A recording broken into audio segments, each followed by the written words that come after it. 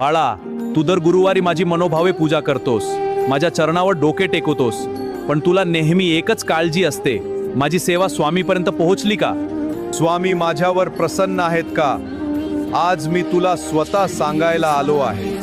जेव्हा तू गुरुवारी माझी पूजा करतोस तेव्हा मी तिथेच असतो. मी माझी उपस्थिती दर्शवण्यासाठी तुला 5 शुभ संकेत देतो.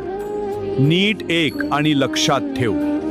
जेव्हा तू माझ्यासमोर दिवा लावतोस आणि अचानक त्या दिव्याची ज्योत मोठी होते, किंवा तिचे रूप बदलून तिला फुलाचा आकार येतो, किंवा माझ्या मूर्तीवर वाहिलेले फूल अचानक खाली पडते, तेव्हा समजून जा, मी तुझ्या अगदी जवळ आलो आहे. ते पडलेले फूल म्हणजे माझा तुला मिळालेला आशीर्वाद आहे. तू पूजेमध्ये जी उदबत्ती किंवा धूप लावतोस त्याचा एक वेगळाच मनाला वेड लावणारा सुवास अचानक संपूर्ण घरात पसरतो. पूजेची वेळ संपल्यानंतरही तो सुगंध घरात रेंगाळत राहतो.